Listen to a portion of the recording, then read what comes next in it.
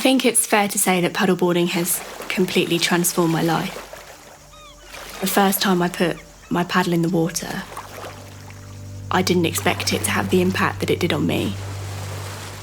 I can't really imagine what my life would be like without paddleboarding now. Every time I'm out on the water, I can't help but notice that there's plastic everywhere. It just feels really unnatural. If I'm using this place as my playground and I'm there enjoying it, then I have a duty to do something about that. So I'm paddling the length of the tidal Hudson River from Albany in New York State down to New York City, really to highlight the issue of plastic pollution in America, one of the world's biggest consumers of single-use plastics. I've really learned over time that you can talk to people about this problem, but the only way they will really start to connect with it and understand it is by seeing firsthand what it looks like. So me going out paddleboarding and by collecting the data that I collect and photographing and logging everything that I find, that's my way of almost proving the point and saying to people, this is a massive, massive problem. And actually, we're all responsible for addressing it.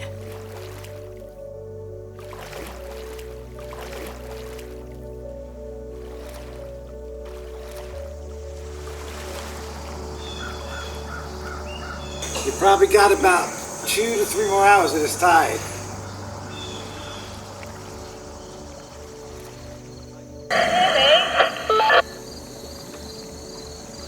Yes, I can hear you loud and clear. I am pretty close, and if I'm being realistic, I reckon I'll be at the bridge in 10 minutes, max.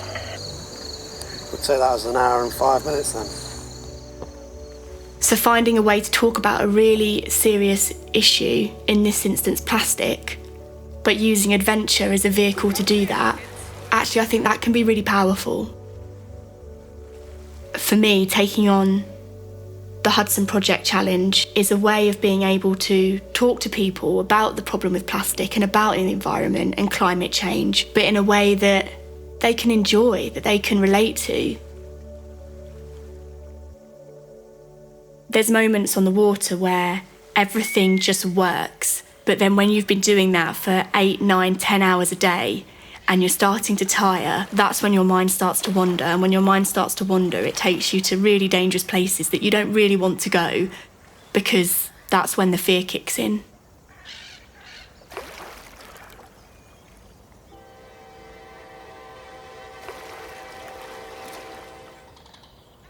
You can't get to me here, can you? Chill out, Lizzie. We're just trying to get down there now. I've just climbed up all the rocks. You can't get to me. Lizzie, we know where you are. Just relax. Don't get yourself in a panic. We're not far from you. We'll be able to get to you. I promise. You kid, I can see, and you can't. You can't get over that bridge, can you? You're not over the bridge, are you? You have to tell me now so I can paddle and I can get further. But I need to know. We're just trying to work it out now, Lizzie.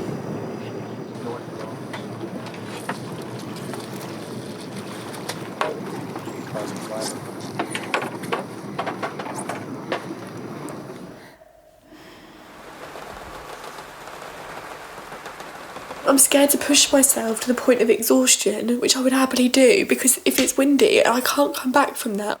I can't fight that wind.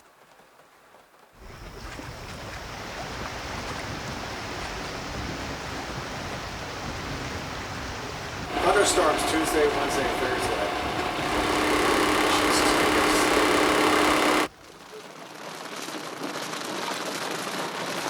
Well, Lizzie, I'm not going to want to be on the water this time.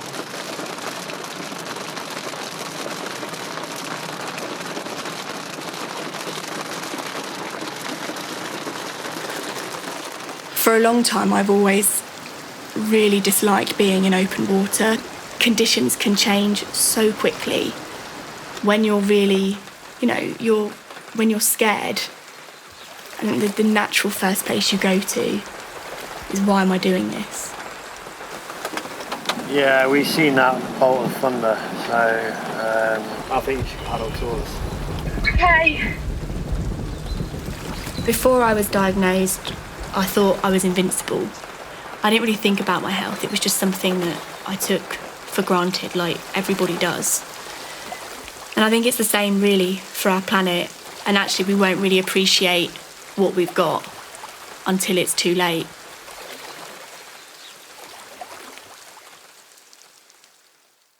To sit in a room with a doctor saying that word to you, cancer, it's really surreal. It doesn't sink in. It was just so traumatic that I couldn't mentally keep up with what was happening. I couldn't process what was going on around me quickly enough. The reality was, as soon as I did go into remission, actually all I really craved was familiarity. So I went straight back to work, sort of back into this routine. But then after a year or so, I just started to feel really guilty.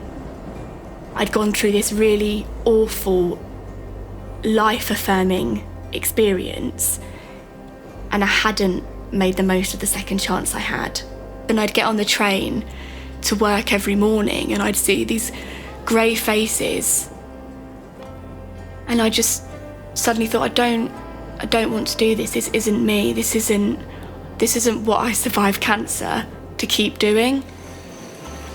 So one day I just quit my job. And it's funny because I used paddleboarding as a way to give me the space to think about what I wanted to do next, to work out how I would sort of progress my life.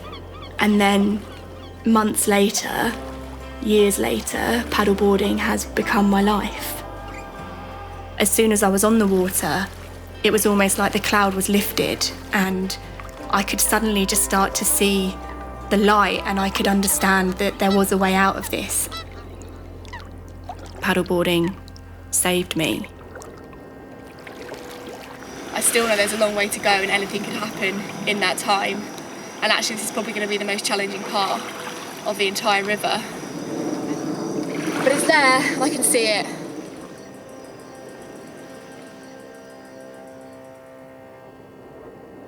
I think, like a lot of people, before my diagnosis, I was in a bit of an environmental sleepwalk. Showing them, why they need to, and it's much more impactful. Yeah, well, you're an amazing role model. I just wasn't really thinking about the world around me. It was quite selfish, really. But cancer almost opened my eyes to that. In some ways, cancer was my worst nightmare, but also my greatest blessing, because it gave me the perspective that I don't think I ever would have had without it. I think cancer has inspired so many positive actions in my life and has got me so deeply connected to nature again, and so concerned about the environment, because I fought to stay on this planet and I want to look after it. I want to protect it, and I want to make sure that future generations can enjoy it. In the future, when I have children and they ask me, "Mummy, what did you do when you had the chance to make a difference?" I want to know that I did everything I could to save the future for them. It's like a vote. Every time you make a purchase, you're effectively making a vote, and you're saying, yeah, okay, I'm happy to put up with this, or no, I do not want my future to look like this anymore. We are casting a vote every time we buy something.